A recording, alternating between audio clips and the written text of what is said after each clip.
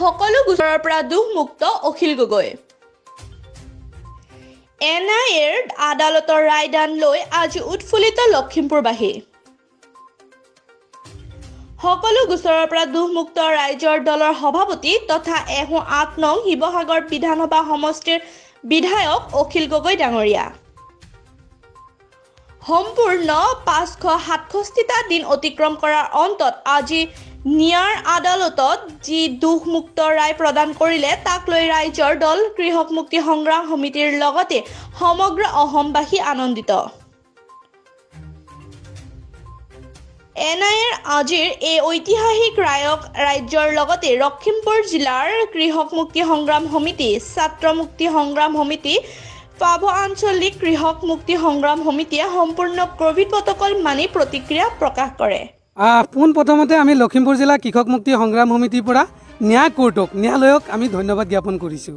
আৰু তাৰ পিছতে ক'বলৈ বিচাৰিছোঁ যে অখিল গগৈ ডাঙৰীয়াকে আদি কৰি ধৈৰ্য কোঁৱৰ, বিতু সোণোৱাল, মানস কোঁৱৰৰ আজি চান্দমাৰীৰ গোচৰত যি আজি এবছৰ 6 মাহৰো অধিক অখিল গগৈ ডাঙৰীয়াক যি কাৰাবন্দী কৰি ৰাখিছিলে, আজি ন্যায়ে যি অখিল গগৈ ডাঙৰীয়াকে আদি কৰি চাবুৱা আৰু চান্দমাৰী দুয়োটা গোচৰত যি দুখমুক্ত কৰিলে, এই জয় খালি বৃহৎ জয়, এই জয় গণতন্ত্ৰৰ জয়, এই জয় অসমবাসীৰ জয়, এই জয় ৰাইজৰ জয়। যিহেতু আমি ৰাতিপুৱাৰ পৰাই আমি বাট চাই আছিলোঁ যে আজি যি ৰায় হ'ব, আজি ৰায় যি প্ৰদান হ'ব, এই ৰায় অসমৰ জনতাৰ পক্ষত হ'ব আৰু অসমৰ জনতাৰ পক্ষত হৈ পিনি আজি ৰায় অখিল গগৈ ডাঙৰীয়াক আজি মুকলি আকাশৰ তললৈ ওলাই আহিব।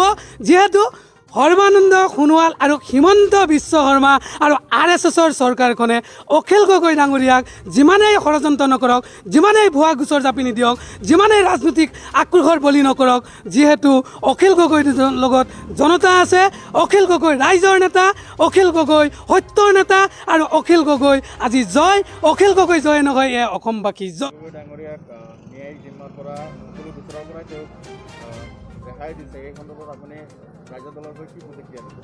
আমি আজি লখিমপুৰ জিলাৰ ৰাইজৰ দলৰ তৰফৰ পৰা অসমৰ যি ন্যায়িক ব্যৱস্থা, আজি যি ন্যায়িক ব্যৱস্থাৰে অখিল গগৈক দুখমুক্ত কৰিলে তাৰ কাৰণে ন্যায়িক ব্যৱস্থাক আমি ধন্যবাদ জ্ঞাপন কৰিছোঁ।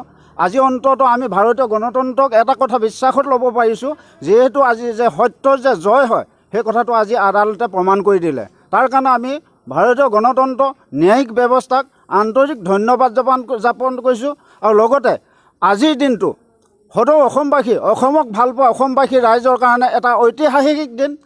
যিহেতু আজি এবছৰ 6 মাহতকৈ অধিক দিন অখিল গগৈক এই ফেচিবাদী চৰকাৰখনে বিনা দোষত কাৰাবন্দী কৰি ৰাখিছিল আৰু তেওঁ সেই কাৰাগাৰৰ পৰাই 108 নং শিৱসাগৰ বিধানসভা সমষ্টিৰ পৰা নিৰ্বাচন খেলিছিল আৰু শিৱসাগৰবাসীয়ে তেওঁ কাৰাগাৰত থাকোঁতেই তেওঁক জয়যুক্ত কৰাইছিল আৰু তেখেতে আমাৰ শিৱসাগৰখনক এক ঐতিহাসিক স্থান হিচাপে কৰিবৰ কাৰণে তেখেতৰ বহুতো কল্পনা আছিলে।